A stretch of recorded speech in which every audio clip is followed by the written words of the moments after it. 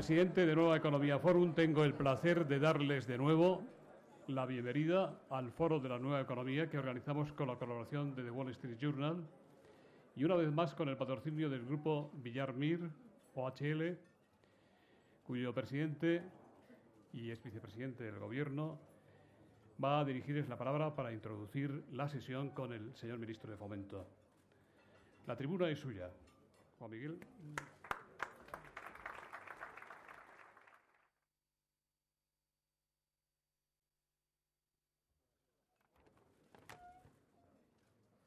Muchas gracias.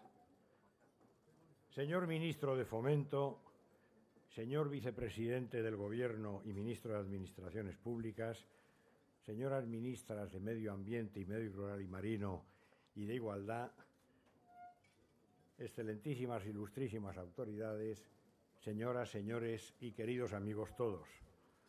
Como presidente del grupo OHL, tengo hoy el honor singular de introducir, no digo presentar, de introducir la intervención del señor ministro de Fomento en este foro de la nueva economía que una vez más como grupo OHL tenemos el honor de patrocinar. Permítanme que les haga la confidencia de que recibí la noticia del nombramiento de don José Blanco como ministro de Fomento con gran alegría. Y digo con gran alegría porque pensaba y pienso que el Gobierno de la Nación le necesitaba. Y le necesita, especialmente en estos momentos marcados por una crisis importante en la que los sectores sobre los que ahora tiene competencia don José Blanco están llamados a aportar remedios y soluciones eficaces. Pienso que don José Blanco tiene muchas de las virtudes del buen constructor. El señor Blanco siempre reconoce bien el terreno, el suelo, el subsuelo, el entorno en los que piensa desarrollar un proyecto. Y lo hace en todos los aspectos y estudia concienzudamente todos ellos antes de dar un primer paso. Luego no pierde tiempo en discusiones banales. Es siempre directo y pragmático. Siempre analiza y prioriza con rigor. Y siempre ejecuta con decisión y con sensatez. Y todo ello con la ventaja además de que lo hace escuchando, abriendo sus ojos, sus enormes ojos, y adaptándose perfectamente a las circunstancias y a su papel institucional, y siempre con sensibilidad social y también política. La inquietud del ministro de Fomento por el mundo público y político se inició siendo él muy joven, con el acercamiento al PSP de Tierno Galván, en el que militaba otro profesor, don Jesús López Orozco, actual alcalde de Lugo, al que José Blanco había conocido estudiando el bachillerato en esa misma ciudad de Lugo. Y tras la fusión del PSP con el PSOE, Blanco se afilió a este partido, al Partido Socialista Obrero Español, nada menos que en 1978. Han pasado 30 años, a pesar de su extremada juventud. Don José Blanco es parte esencial del cuerpo y del alma del Partido Socialista. Lo ha venido siendo desde que don José Luis Rodríguez Zapatero fuera designado secretario general del partido. No solo le ayudó a ser elegido, sino que también asumió una notable responsabilidad en el equipo de dirección del partido a partir de ese momento. Ya entonces demostró José Blanco su capacidad de trabajo, su inteligencia, su inagotable energía, su aguda intuición política y su dedicación absoluta. Fueron 4 años en los que Pepe Blanco, unas veces calladamente desde la trastienda y otras apareciendo públicamente, puso en orden y en hora la maquinaria interna del partido, afinando, modernizando y potenciando su organización territorial de cara a las elecciones generales de 2004. Cuando muchas de las encuestas oficiales, cuando buena parte de la opinión publicada y cuando incluso muchos de sus compañeros de partido daban como ganador al Partido Popular, José Blanco aseguró siempre que José Luis Rodríguez Zapatero resultaría victorioso. Y así fue. Como máximo responsable de las campañas electorales del PSOE, apostó por innovadoras técnicas electorales y de comunicación pública que han cambiado el panorama en España de esas actuaciones en los últimos años. Nadie discute ya la capacidad predictiva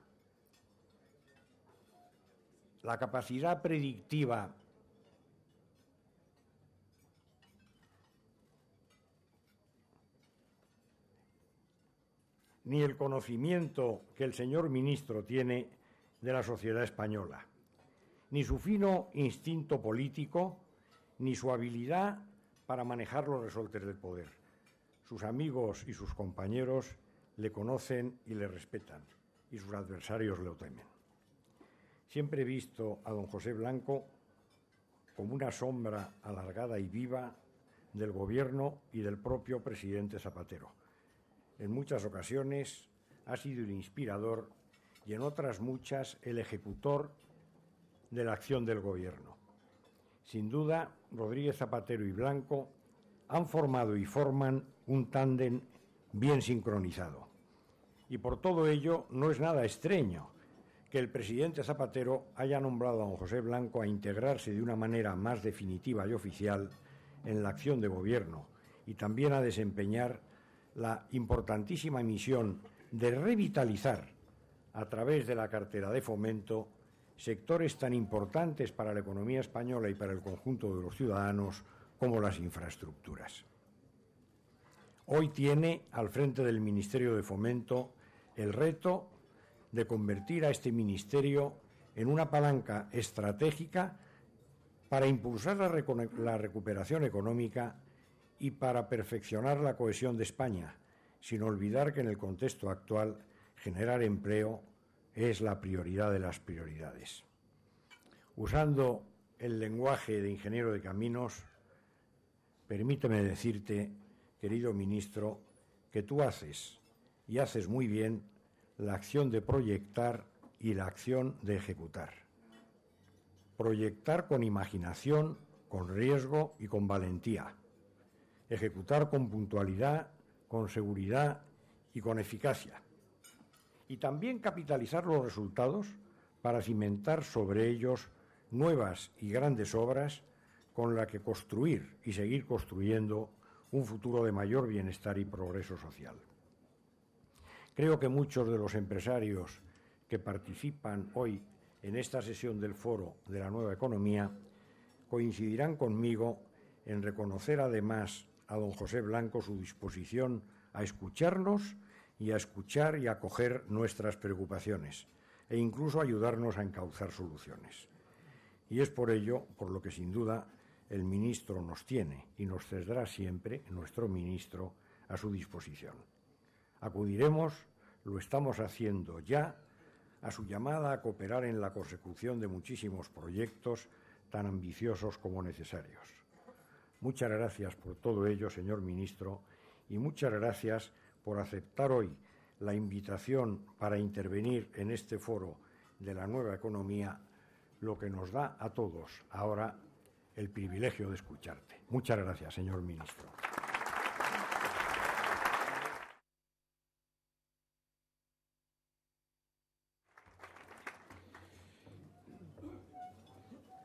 Vicepresidente tercero del Gobierno de España, ministros y ministras, amigos y amigas. Es un placer estar aquí en este foro por primera vez como ministro de Fomento del Gobierno de España.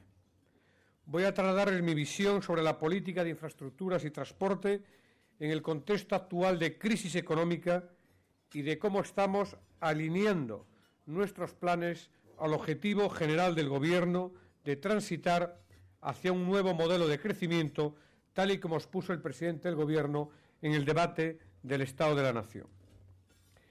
Para llegar a desarrollar una política de infraestructuras acertadas, hay que ser muy consciente de que las decisiones en este ámbito trascienden a largo plazo. Aquí los resultados no se miden en meses, ni en años, ni siquiera en una legislatura. Se miden en generaciones. Por eso es esencial dotarla de una visión estratégica. Y también nuestra política tiene que responder a una visión de futuro de nuestro país que trascienda los límites de la contienda política inmediata.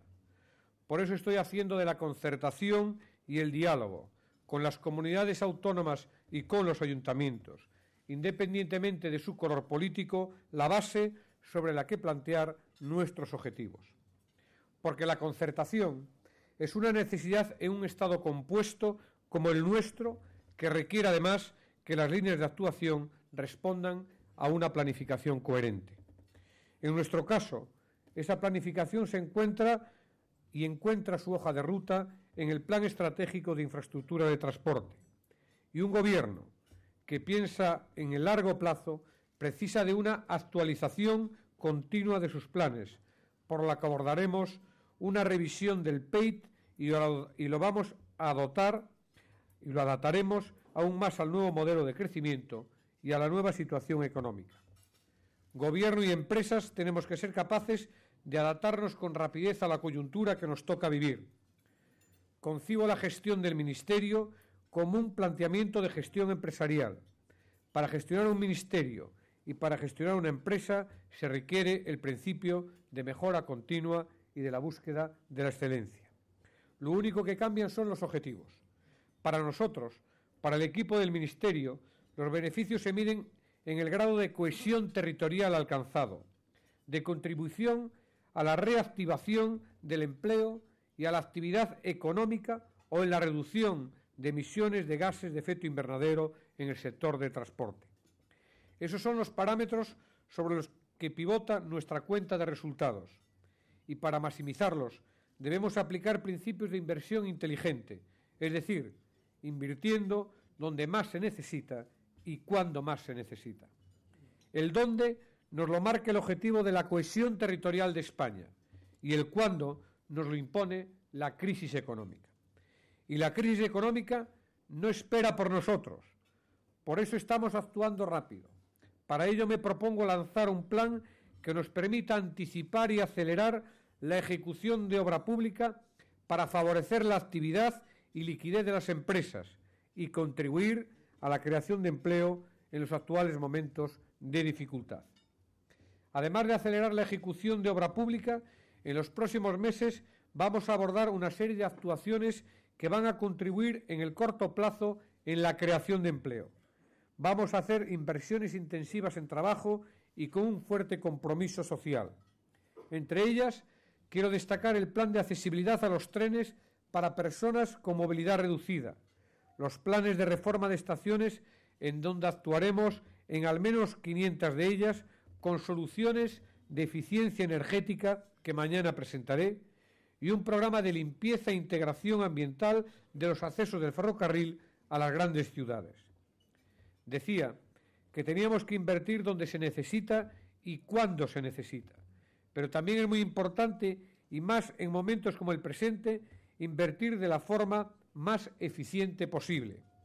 Por eso me propongo reforzar los principios de austeridad y eficiencia en el gasto, garantizando, en todo caso, los mismos parámetros de calidad y seguridad en los distintos modos de transporte.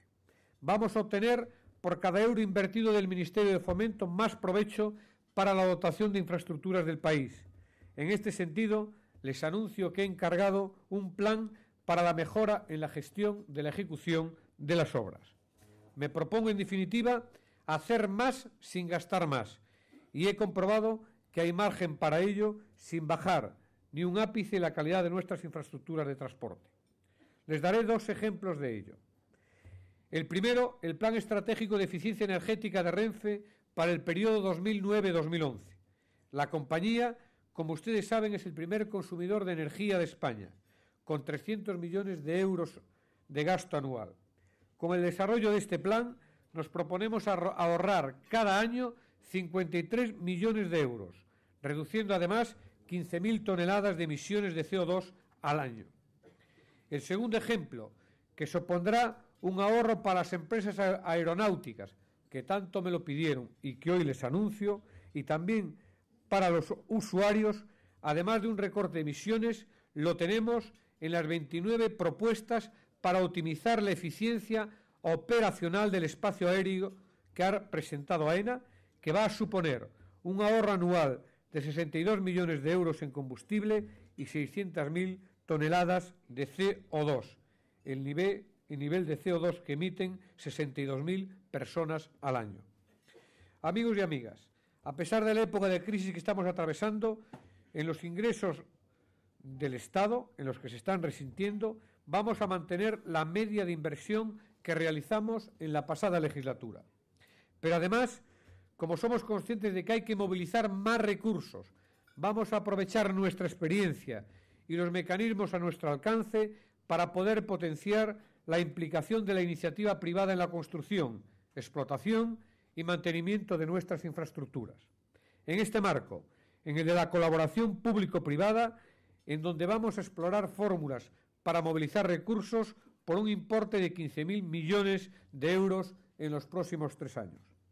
Tenemos que estudiar soluciones que sirvan para incentivar la inversión empresarial en infraestructuras de transporte y que sean compatibles con la maximización del interés general. Fórmulas que equilibren riesgos y que aporten facilidades de financiación a las empresas. Hoy España es una potencia económica en el sector de la obra pública y el transporte. Nuestras empresas son líderes mundiales y cuentan con una dilatada experiencia internacional que se extiende al desarrollo de proyectos o la gestión de grandes infraestructuras mediante concesiones u otras formas de colaboración público-privadas. Y hemos llegado hasta aquí porque el Ministerio de Fomento ha hecho un esfuerzo inversor ingente. Somos el país europeo que más ha incrementado su dotación en infraestructuras en los últimos años. Pero mi propósito es contribuir a dar un nuevo impulso a la internacionalización y a la competitividad de nuestras empresas. La prioridad que estamos dando al ferrocarril posibilita que nuestro sector de construcción, instalaciones, ingeniería y equipos ferroviarios goce también de una mayor experiencia y competitividad internacional. He podido comprobar que el alto nivel de nuestro ferrocarril está haciendo crecer de manera notable el interés de muchos países por nuestro modelo y por las empresas que han contribuido a desarrollarlo. Ejemplo de ello es la visita reciente del secretario de Transportes de Estados Unidos para conocer de primera mano el desarrollo de la alta velocidad en nuestro país. La importancia de una visita como esta va más allá de las oportunidades de negocio que nuestras empresas puedan encontrar en los proyectos de la alta velocidad de la Administración Obama.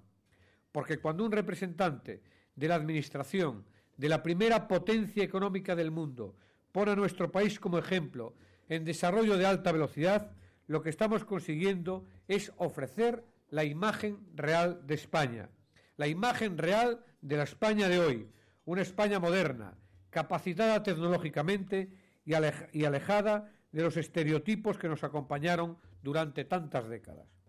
Eso tiene una incidencia que trasciende al propio sector y se extiende a otros sectores.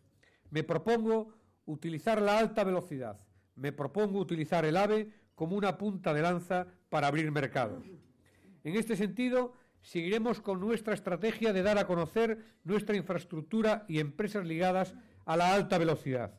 Así, esta misma semana he recibido al ministro de Transportes egipcio, la semana pasada a la ministra sueca de Transportes y en la segunda quincena de junio recibiré a una delegación del gobierno chino interesada por nuestros avances en los diferentes modos de transporte. Pero en el ámbito internacional, si cabe destacar un hito, esta de ser forzosamente la presidencia española del Consejo de la Unión Europea en el primer semestre del próximo año. La innovación tecnológica, la sostenibilidad y la seguridad en el transporte serán los asuntos prioritarios de la presidencia del Consejo Europeo de Transportes. que por cierto le adelanto al alcalde de La Coruña que lo vamos a hacer en esa magnífica ciudad. Y quiero destacar muy especialmente el firme compromiso que la presidencia española del Consejo tendrá con el proceso de potenciación de los medios de transporte sostenibles en el marco de la revisión de la política de redes transeuropeas de transporte. En este sentido, defenderemos la inclusión del corredor del Mediterráneo como proyecto prioritario en las redes transeuropeas de transporte. Como pueden ustedes comprobar, la posición competitiva de las empresas españolas, las oportunidades que se abren en otros mercados y el impulso que le daremos a la política europea de transportes bajo nuestra presidencia nos señalan un largo recorrido en un nuevo modelo de crecimiento, incluso para sectores ya maduros como el de la obra civil y transportes. Y ese recorrido pasa obligatoriamente por potenciar la capacitación tecnológica de nuestras empresas y su capacidad de conquistar mercados extranjeros. Los buenos resultados que sumemos en este objetivo contribuirán sin duda a crear nuevos espacios de empleo de mayor calidad en estos sectores. Y llegados a este punto quiero referirme a la nueva dimensión en el modelo de crecimiento que el presidente del Gobierno marcó en el debate del Estado de la Nación y que conecta al 100% con la estrategia del Ministerio de Fomento. Esa nueva dimensión es la economía verde. La economía verde será el principal abono de los brotes verdes. El impulso a la eficiencia energética y las energías limpias es el gran reto en el que se enfrentan las principales economías del mundo. España tiene que llegar a tiempo a esta revolución energética para, por una parte, hacer frente a la mayor amenaza que se cierne sobre nuestro planeta, el cambio climático, y por otra, aprovechar una oportunidad de desarrollo económico que nos permita superar nuestra gran dependencia energética del exterior y desarrollar un nuevo espacio de crecimiento y empleo de alto valor añadido. Y decía que la economía verde tiene que ver mucho con el Ministerio de Fomento porque el transporte es un gran devorador de energía. En el periodo que transcurre desde 1990 a 2005, el consumo de energía en transporte aumentó un 77% en España. Hoy, para cubrir las necesidades de movilidad de las personas y las mercancías, emitimos el 25% de las emisiones totales de gases de efecto invernadero. Es un reto obligado para el Ministerio de Fomento invertir esa tendencia, y lo vamos a conseguir.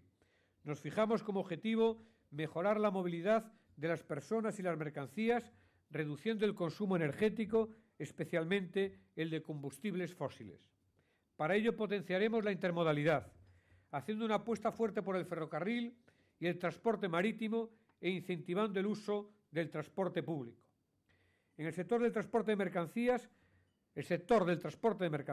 ha mostrado su capacidad para dar respuesta a las necesidades del crecimiento de nuestra economía, y nuestro propósito es incorporarlo al nuevo modelo de transporte sostenible. Vamos a posibilitar la creación de itinerarios preferentes a través de nuestra infraestructura ferroviaria y promoveremos la intermodalidad con la mejora de los accesos a los nodos logísticos y en especial a los principales puertos. El transporte de mercancías por ferrocarril y marítimo debe de ganar peso para descongestionar nuestra red de carreteras, potenciar el comercio exterior, gastar menos energía y reducir las emisiones. Ese es nuestro gran reto y por ello convocaré en el último trimestre de este año a todos los sectores implicados y a las administraciones competentes para debatir un plan estratégico y acordar un mapa de nodos logísticos que introduzca racionalidad en el diseño de aquellas infraestructuras que son clave para facilitar la intermodalidad. Otro punto de actuación del nuevo modelo es la movilidad en los ámbitos urbano y metropolitanos. Tenemos que reducir forzosamente el consumo energético en la movilidad urbana. Esto no solo será positivo para contener las emisiones de gases de efecto invernadero, sino que tendrá un impacto muy directo en la calidad de vida en las ciudades, al mejorar la calidad del aire, reducir el nivel de ruido y descongestionar las vías urbanas.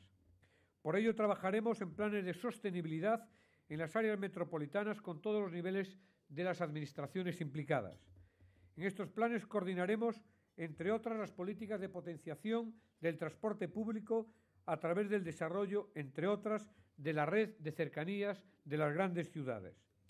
El Plan de Cercanías de Madrid, que presenté junto a la presidenta de la Comunidad de Madrid hace unas semanas, es un ejemplo de ello y marcará sin duda un antes y un después en la calidad de vida de muchos madrileños. El nuevo modelo de crecimiento por el que apuesta el Gobierno es una oportunidad para incrementar los niveles de competitividad y la capacidad innovadora de las empresas del sector de obra civil, concesionarias, transportes, material móvil, ingenierías civiles y medioambientales. Esta semana conocimos una estadística que señalaba que el 74% de las empresas españolas perciben el cambio climático como una oportunidad de negocio basada en la innovación y el desarrollo de nuevos productos y servicios. España ya es líder en energías renovables y ahora tenemos la capacidad y las condiciones necesarias para serlo también en el transporte del futuro, el transporte sostenible. Concluyo ya. A lo largo de mi intervención les he trasladado principios políticos y orientaciones de nuestra política de infraestructuras. Hemos invertido muchos recursos en las infraestructuras de transporte en nuestro país durante los últimos años y lo vamos a seguir haciendo. Pero quiero que se queden con una idea, al menos con una idea de mi intervención. Un país no es más rico por saber invertir más, sino por saber invertir mejor, y eso es lo que me propongo. Muchas gracias.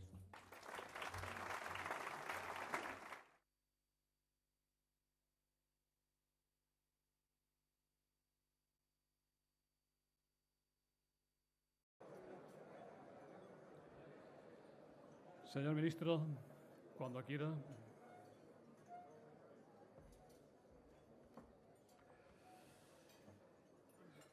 Pues muchísimas preguntas, como puede ver. Voy a tratar de ordenar el coloquio de la mejor manera posible. Le voy a leer lo mejor posible esta primera. Dice, después de escucharle como vicesecretario general del PSOE y como ministro de Fomento, me asalta, dice Raúl Heras, que es el autor, una duda máxime tras sus buenas relaciones actuales con la presidenta de la Comunidad de Madrid. ¿Qué blanco es usted el de ahora, Jekyll o Mr. Hyde? Soy el de siempre.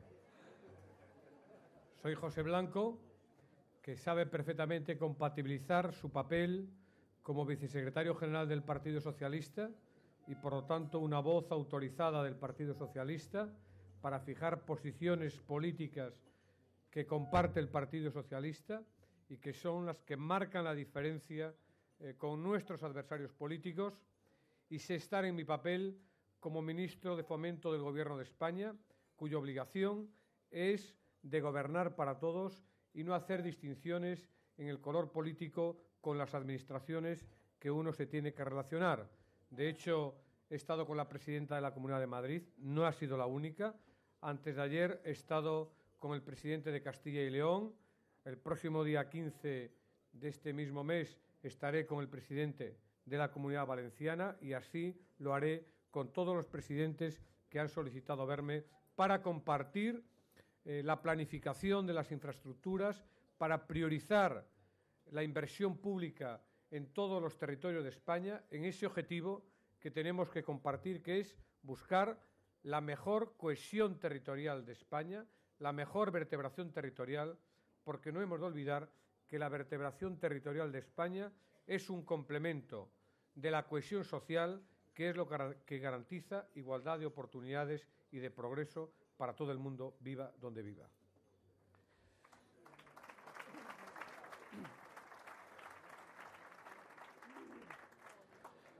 Señor ministro, ha dicho usted el dónde de las inversiones, lo marca el principio de la cohesión. En el orden de prioridades, ¿dónde estaría Cataluña, dónde Galicia, dónde Extremadura, dónde Castilla, por ejemplo? No hay un orden de prioridades territoriales. Hay un orden de prioridad de infraestructuras. Y hay algunas infraestructuras que se realizan, se ejecutan en una comunidad autónoma que son la antesala de infraestructuras que llegan a otra comunidad autónoma. Pongo un ejemplo. Cuando invierto cuando el Ministerio de Fomento invierte en la alta velocidad entre Zamora y Lubián, todo ello territorio de la Comunidad Autónoma de Castilla y León, ¿cuál es la comunidad autónoma que se va a beneficiar de esa inversión? ¿Será la de Castilla y León o será la de Galicia? Será la de Galicia, porque a partir de Zamora la alta velocidad parará en Ourense. Es verdad que hemos hecho una estación antes ahora, cambiando la previsión para que parara en Puebla de Sanabria. Pero en todo caso, el gran beneficiado de esa inversión es la Comunidad Autónoma de Galicia.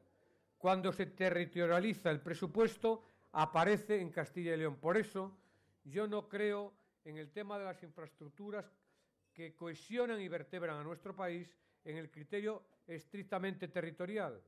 Porque ahora mismo, cuando estamos haciendo una alta inversión en las infraestructuras de Cataluña, por ejemplo, cuando he desbloqueado la situación de la estación de La Sagrera, que va a ser una gran inversión pública. ¿A quién beneficia eso? Además de a Cataluña, además de a Barcelona, va a beneficiar a todos los españoles que quieran ir por alta velocidad hacia Francia. Por lo tanto, no puedo compartir la idea de que las infraestructuras estén exclusivamente al servicio de un territorio. Están al servicio de España y de los españoles. Y lo que hay que hacer es priorizar el gasto en función de las necesidades de los territorios, en función del progreso de nuestro país y en función de aquello que contribuya a dinamizar nuestra economía y, por lo tanto, hacer de nuestra economía una economía más productiva y más competitiva en todos los lugares de España. En todo caso, es verdad que en materia de infraestructuras hay algunos territorios que tuvieron menos inversión que otros y, a pesar de lo que se dice o de la leyenda, Cataluña es una comunidad autónoma que necesita de infraestructuras, por cierto, infraestructuras muchas de ellas de libre peaje, porque el peaje abundó en Cataluña y la están pagando todos los catalanes, mientras que, por ejemplo, la política de grandes infraestructuras que se hizo en los últimos tiempos, singularmente con los gobiernos socialistas, no pusieron tanto peaje y, por lo tanto, los ciudadanos de esos territorios no sufrieron las consecuencias de una decisión sin tener alternativa. En todo caso, lo quería aclarar, mi tierra Galicia es una comunidad autónoma que necesita también de ese empuje porque llegó tarde a las autovías y, desde luego, yo voy a hacer que no llegue tarde a la alta velocidad. Miguel Ángel Noceda, el corresponsal económico del País, dice: ¿podría detallarnos, ministro, ese plan de infraestructuras en el que va a dar acceso a la iniciativa privada? ¿En qué consiste? ¿Se van a ampliar las autopistas de peaje? Mire, he manifestado en mi intervención que tenía la voluntad y el propósito de mantener la media de la inversión pública de la legislatura pasada. En estos tiempos de dificultad, comparto con los sectores económicos, con los sectores sociales, que la inversión pública, la capacidad de licitar obra pública y de ejecutar obra pública es muy importante para favorecer a nuestras empresas, para garantizar el futuro de las mismas, pero también para contribuir al objetivo y a la prioridad del Gobierno, que es la de salvar puestos de trabajo, la de crear empleo. Y además, creo que la política que tenemos que desarrollar en materia de impulso al transporte sostenible necesita la inversión pública para acompañar nuestro modelo de transporte al modelo de crecimiento que ha esbozado el presidente del Gobierno en su comparecencia parlamentaria. Por lo tanto, primer objetivo, mantener la inversión pública de la última legislatura. El segundo objetivo, porque entendemos que es necesario movilizar el mayor número de recursos posibles, es hacer partícipe a la iniciativa privada de esa movilización de recursos. Y ello, desde luego, va a reactivar el ritmo de contratación de la obra pública y vamos a poder poner al servicio de los ciudadanos más infraestructuras en un tiempo menor posible. Hay varios métodos de participación público-privados. De todos ellos hemos aprendido y hemos sacado conclusiones. De todos ellos vamos a tratar de activar de acuerdo con los sectores implicados. Hay el método clásico de concesión, hay el método clásico de método mixto de concesión y hay también la asociación público-privada de carácter mixto que yo he anunciado que quería poner en marcha para gestionar, para impulsar políticas a los que le da prioridad mi departamento, como son el impulsar y mejorar la red de cercanías de Madrid, de Cataluña, de Barcelona, también de Andalucía, como así he comprometido ayer con el presidente de la Junta de Andalucía.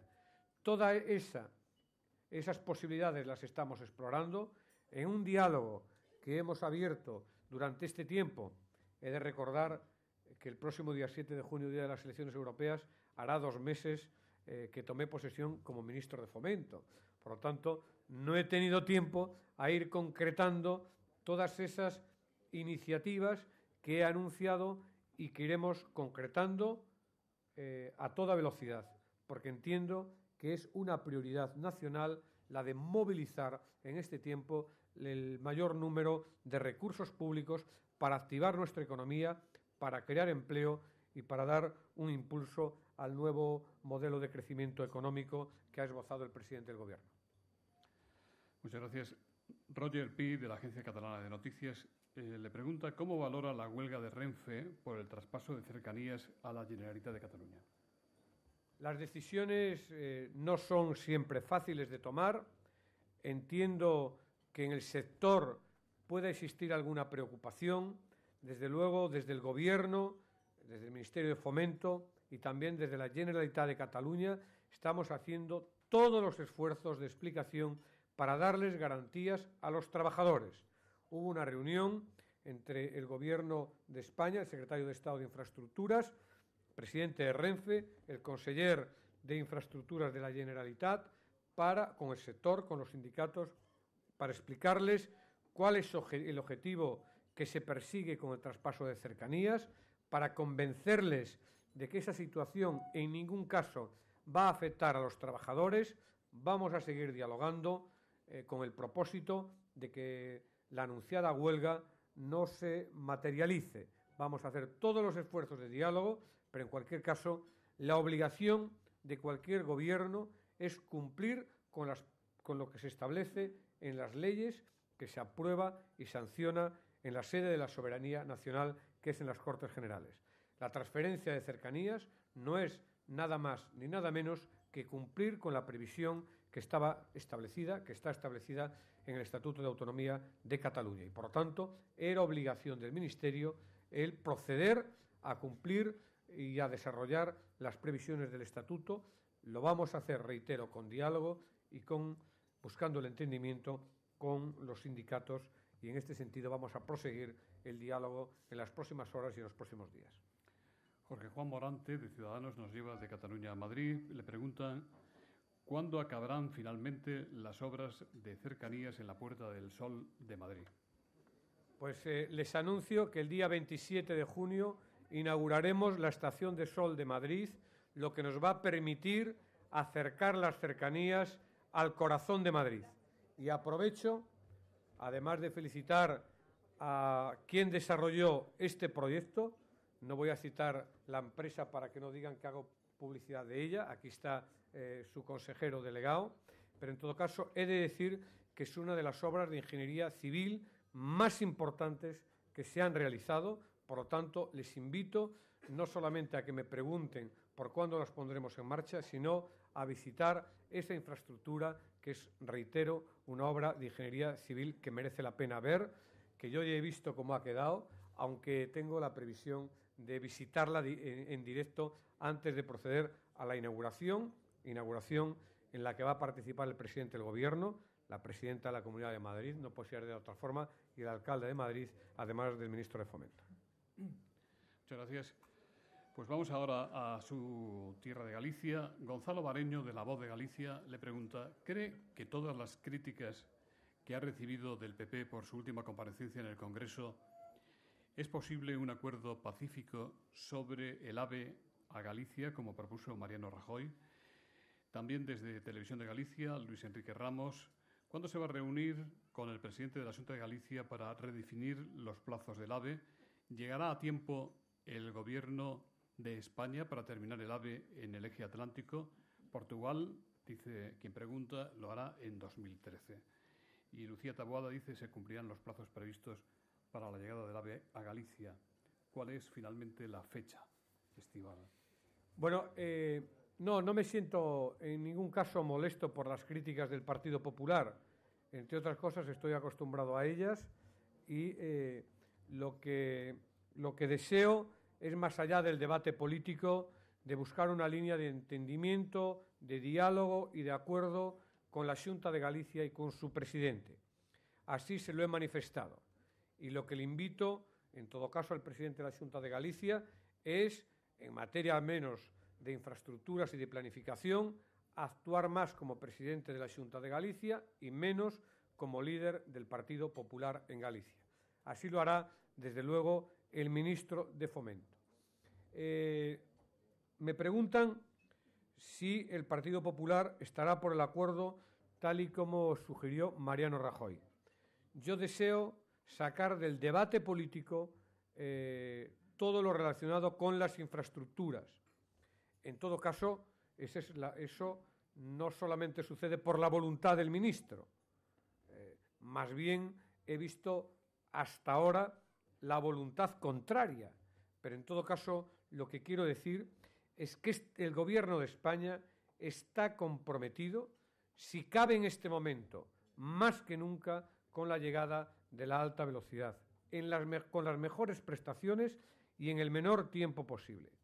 En este sentido, he tomado una decisión, al llegar al Ministerio, de cambiar el trazado en el tramo Lubián-Ourense, para que permita que la velocidad que se pueda alcanzar sea de 300 kilómetros por hora y no sea de 200 kilómetros como estaba previsto en el trazado anterior.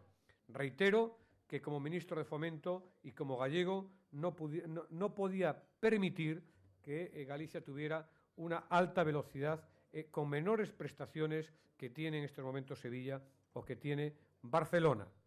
Eso probablemente pueda dilatar un poco más la ejecución de esa obra, pero estamos haciendo una obra no para 2 días ni para una generación. Estamos haciendo una infraestructura para el próximo siglo, para todo un siglo, y por lo tanto hay que hacerla en las mejores condiciones. En este sentido también voy a tomar la determinación de cambiar el ancho del eje atlántico para hacerlo ancho internacional y así también corregir una decisión que se había adoptado y que yo no comparto. Aún así, en el eje atlántico estamos en condiciones, el presidente David veo que está tomando buena nota, estamos en condiciones de garantizar que los plazos con los que se estaba trabajando en Galicia se puedan ir cumpliendo en lo relativo al eje atlántico y en lo relativo a la llegada de la alta velocidad, a la inversión que vamos a hacer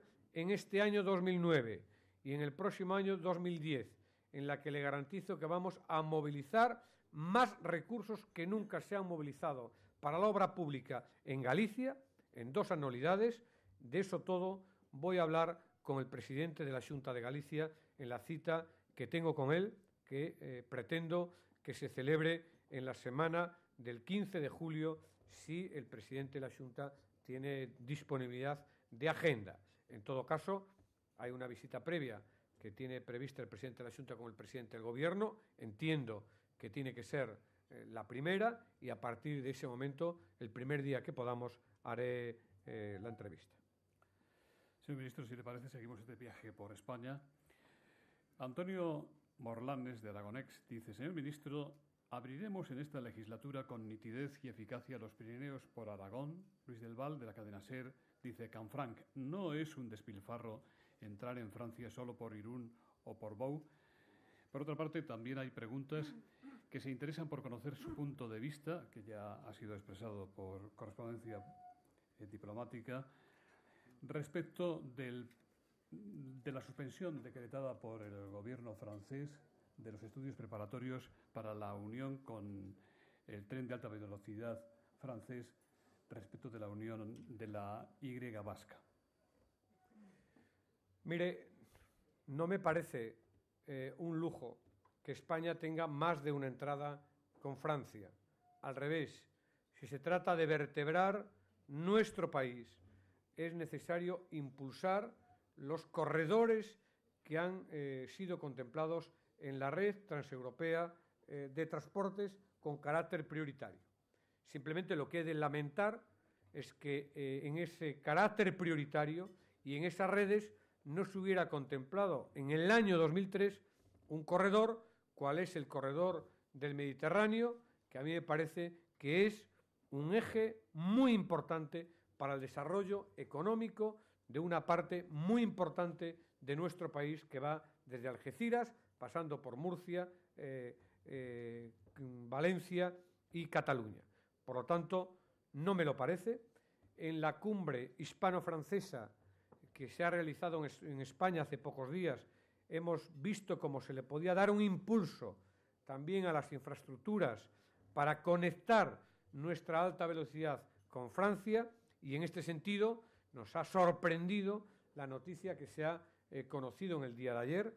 Trabajaremos para que no sea así y, desde luego, en el mismo día de ayer le hemos comunicado a mi homólogo francés que no compartíamos esa decisión, y el próximo día 11, en el Consejo de Transportes de la Unión Europea, tendré oportunidad de hablar con mi homólogo francés. Espero que esto solamente obedeciera a un tema electoral, de coyuntura, y poder seguir avanzando con los planes, con los plazos y con los objetivos que teníamos en relación con nuestra conexión con Francia. Sandra Lorente, del Grupo Diario, dice: ¿qué es lo que más le preocupa dentro del transporte de mercancías? Pues lo que más me preocupa es la dispersión, el no tener perfectamente definido unos nodos logísticos bien conectados con nuestra red de mercancías, y tener unos puertos que también están mal conectados, algunos están incluso sin conectar, con el transporte de mercancías. Por eso he subrayado la importancia que le doy al transporte por ferrocarril de mercancías, y he anunciado una conferencia sectorial con las comunidades autónomas, previa diálogo con el sector privado, para hacer, si es posible concertadamente, con las comunidades autónomas, un mapa logístico de España que esté bien conectado con la red ferroviaria de mercancías, y a su vez acercar de forma prioritaria esta red ferroviaria a todos nuestros puertos, porque no hemos de olvidar que los puertos son el lugar donde se realiza el mayor número de transacciones. El 82% de nuestro comercio exterior se realiza a través de los puertos, y por lo tanto no es razonable y no es lógico que, siendo así, no estén bien comunicados con nuestro tren, nuestro transporte de mercancías a través del ferrocarril. Además de la importancia que tiene eso, como les anunciaba, para combatir el cambio climático, porque han de saber que es precisamente el sector de transporte el que más emisiones produce, y estas decisiones contribuirían, sin lugar a duda, a mejorar tal situación. Jordi Armenteras, de RAC 1, dice: ¿cuándo se licitarán las obras del acceso por tren a la nueva terminal del Prat, y, sobre todo, cuándo entrará en funcionamiento? Y Federico Chanove, de la Agencia Canaria de Noticias, dice: hace una semana se refirió usted a la falta de seguridad en la construcción de la T4 en Barajas. ¿Cree usted que fue adecuado construir una pista a pocos metros de una hondonada, como se evidenció en el accidente de Spanair de agosto pasado? Mire, he anunciado el día que me reuní con el presidente Montilla una decisión, que era construir la conexión a través de la red de cercanías, de la red ferroviaria, con el aeropuerto del Prat. Y para eso había una decisión que tomar, que no era, los expertos lo podían explicar mejor que yo, que no era nada fácil, cuál era hacer una vía por debajo de del aeropuerto, de la pista del aeropuerto. Los técnicos me han dado garantías que con las nuevas tuneladoras eso era posible, por lo tanto, tomamos esa decisión. En este momento se está realizando el proyecto una vez tomada la decisión, en la idea de licitar lo antes posible la obra una vez que el proyecto esté realizado. Nos parece que eso es muy importante porque en una terminal como la que vamos a inaugurar el próximo día 16 de junio, que por cierto también les invito a que la conozcan, porque ciertamente estamos haciendo unas infraestructuras del transporte que merecen la pena y tenemos que tener un poco de orgullo de país. No debemos sentirnos orgullosos solo cuando viene el secretario de Transporte norteamericano a decirnos lo bien que hacemos las cosas, pues no tendría sentido haber ampliado la terminal del aeropuerto del Prat, haciendo una inversión muy importante, cercana a los 5.000 millones de euros y que no estuviera bien conectada a través de nuestra red ferroviaria. José Manuel González Buesa. Me preguntaba, además, por el tema de la seguridad. Mire, yo no he cuestionado la seguridad operacional del aeropuerto de Barajas, en ningún caso. El aeropuerto de Barajas tiene, según todos los expertos, una magnífica, de las mejores, de las pioneras en el mundo en materia de seguridad de seguridad operacional.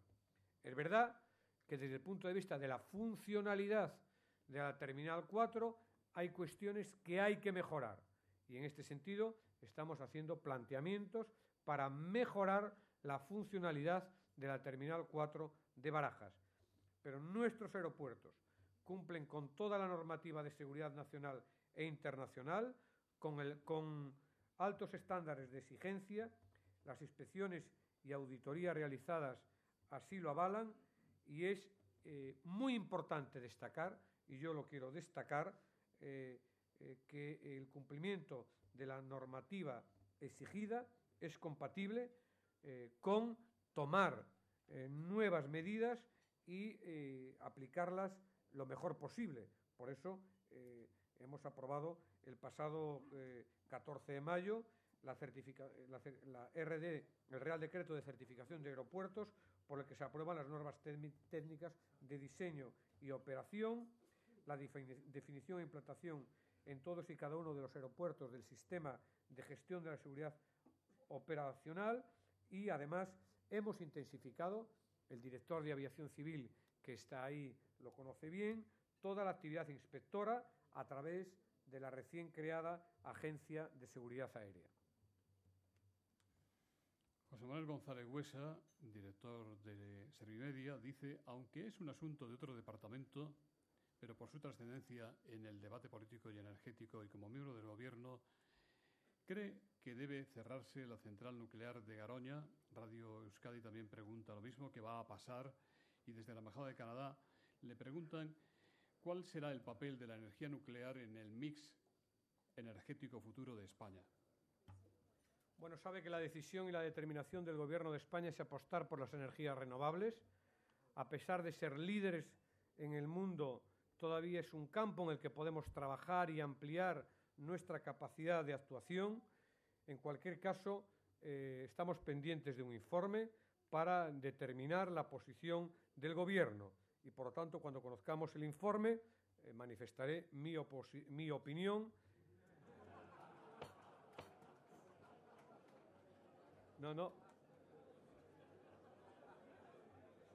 Dígala. Aunque hubiera dicho mi oposición, siempre podía saber en relación a qué. No, decía y digo que manifestaré mi opinión, como no puede ser de otra forma, en el Consejo de Ministros.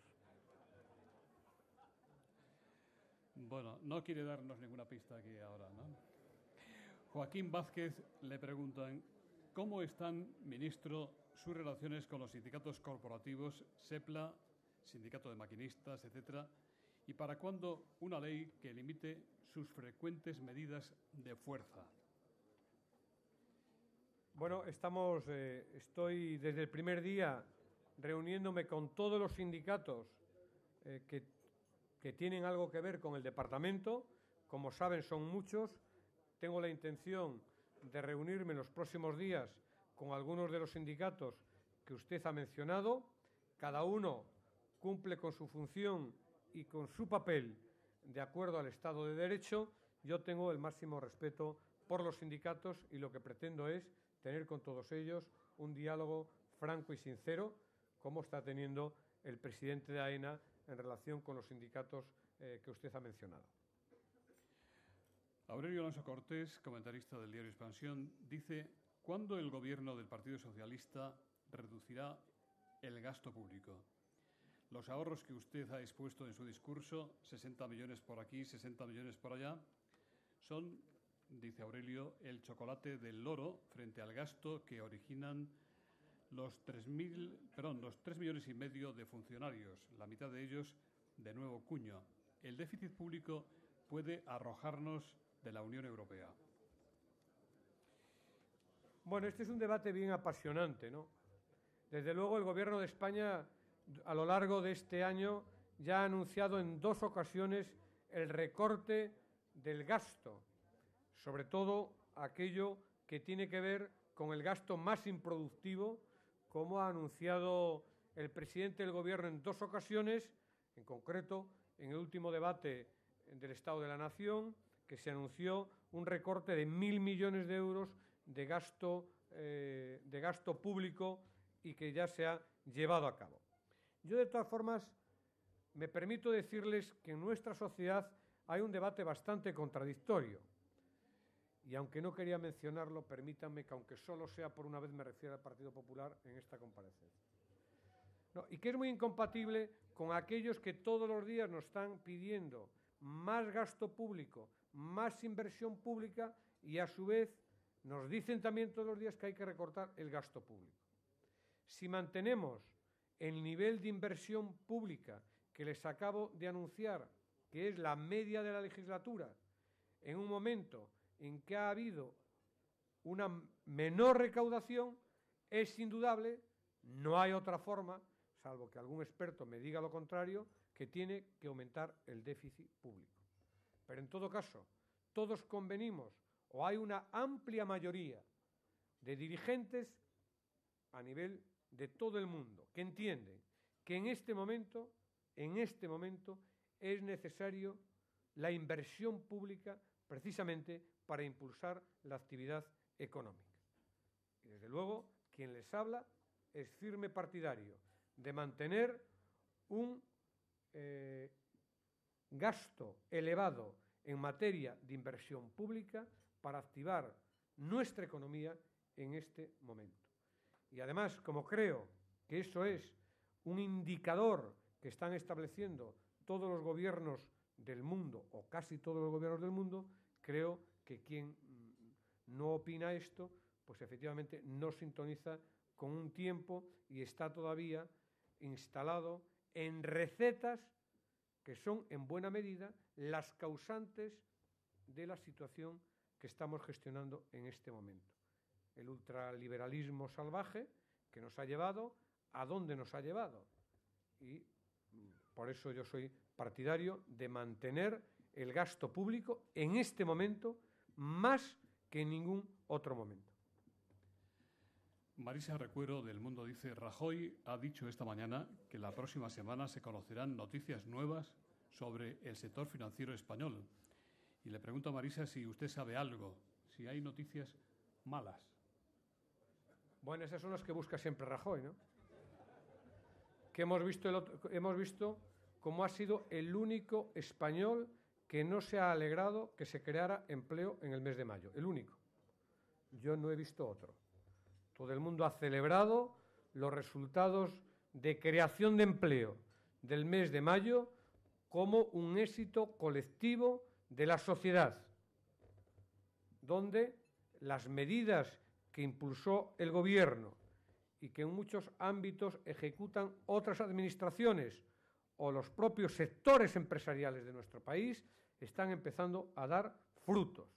Por lo tanto, creo que es una buena noticia y esperemos que sigamos teniendo buenas noticias. Y viniendo de Rajoy, probablemente lo que nos quiso decir es que va a haber una mala noticia. Bueno, me parece que lo que sobran en España son cenizos y lo que necesitamos es gente que sea capaz de inyectar optimismo, confianza y seguridad en nuestro país, en sus empresas y en los ciudadanos que formamos y que conformamos España.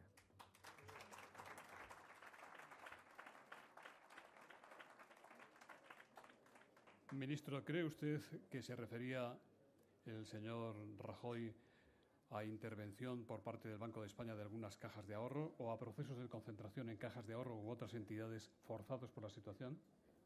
Mire, créame que no puedo adivinar el pensamiento de Rajoy, porque más bien creo que tiene pocas cosas en la cabeza. Por lo tanto, no sé a lo que se refiere. Desde Intereconomía Televisión dicen: como vicesecretario del Partido Socialista Obrero Español, señor Blanco, ¿qué opinión le merece la comparación interplanetaria entre Obama y Zapatero que realizó ayer la señora Pajín? Es verdad que no estoy aquí como vicesecretario general del Partido Socialista. Incluso estoy un poco moderado, ¿no? Pero, mire, yo quiero hacer una reflexión. Yo ya sé que hay alguna gente que estuvo alineada con las políticas de Bush, que les sienta muy mal que ahora mismo tengamos una buena sintonía entre el gobierno de España y el gobierno de los Estados Unidos, entre el gobierno de Rodríguez Zapatero y el presidente Obama.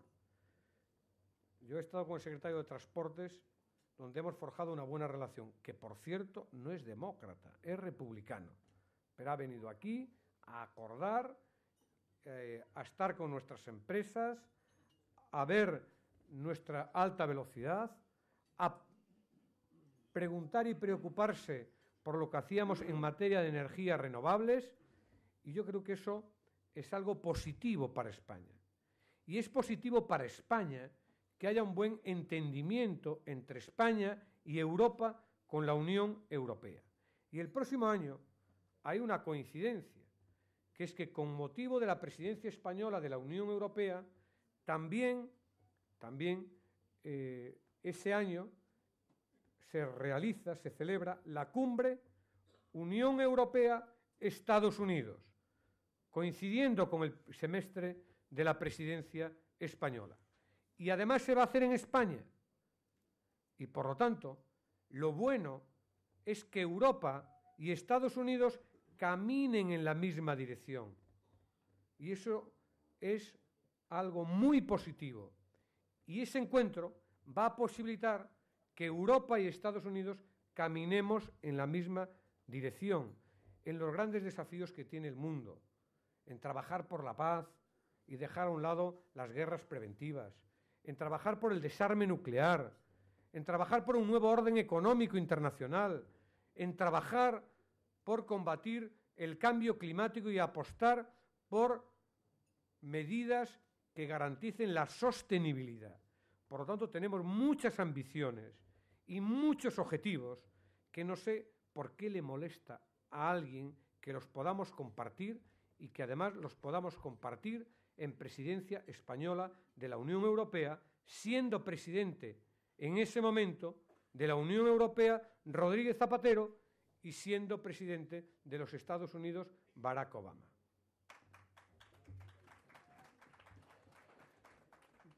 Ya casi en el final del coloquio, le voy a trasladar y sintetizar preguntas de Marisa Recuero, del Mundo, María Romero, de Popular Televisión, el redactor que cubre por Europa Press este almuerzo-conferencia, Cristina Ortega, de Libertad Digital, bueno, desde Telecinco, Unión Centrista Liberal, BO7. ¿Se siente desautorizado por el Ministerio de Interior en relación a la revelación de datos sobre la seguridad de un expresidente? No me siento en absoluto desautorizado porque tengo que darles una noticia. La nota que emitió ayer el ministro del Interior fue compartida y redactada conjuntamente entre el ministro del Interior y el ministro de Fomento. Pues vamos a terminar, señor Blanco. Usted tiene una muy bien ganada reputación de predictor de resultados electorales. ¿Qué pronóstico o qué apuesta podría hacernos usted para finalizar este almuerzo respecto del resultado de las elecciones al Parlamento Europeo del próximo domingo? Este partido se va a decidir, quizás Florentino Pérez, ya se ha ido. Está ahí. Florentino Pérez, nuevo presidente del Real Madrid, yo aprovecho para felicitarlo. Podía hablar con más conocimiento de causa de esto del fútbol, pero este partido se va a decidir en el último minuto y de penalti. Y yo creo que el penalti lo va a marcar Zapatero. Bueno, pues sabe, señor ministro, que solemos finalizar estos almuerzos del Foro de la Nueva Economía con un brindis, y con usted, que ha patrocinado una vez más el Grupo OHL. Queremos que lo haga el vicepresidente tercero del Gobierno y presidente del Partido Socialista Obrero Español, don Manuel Chávez.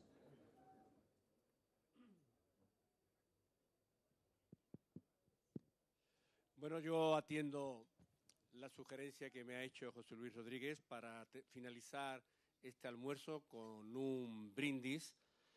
Y además de felicitar a mi colega, a mi compañero de Consejo de Ministros, José Blanco, ministro de Fomento, pues hacer una muy breve reflexión. Yo creo que estamos atravesando todos momentos difíciles desde el punto de vista económico como consecuencia de la crisis. Y creo que hay, entre muchos factores que hay que tener en cuenta para superar la crisis, hay que tener en cuenta sobre todo uno, que ha mencionado José Blanco, que es confianza. La necesidad de eliminar incertidumbres en la economía. Y en este sentido, como ha señalado a lo largo de su conferencia Pepe Blanco, el Gobierno de la Nación, el Gobierno de España, está haciendo sus deberes para precisamente generar confianza entre los empresarios. Pero al mismo tiempo tengo que señalar que es muy importante que en la generación de confianza participen de una manera muy activa los propios empresarios para generar un clima positivo entre todos para afrontar precisamente la crisis. Decir en nombre del Gobierno de España que el Gobierno confía plenamente en los empresarios españoles para salir de la crisis y para generar ese clima de confianza. Entre nosotros, también entre los compañeros del partido, cuando nos saludamos o cuando brindamos, utilizamos una palabra habitualmente, que es salud.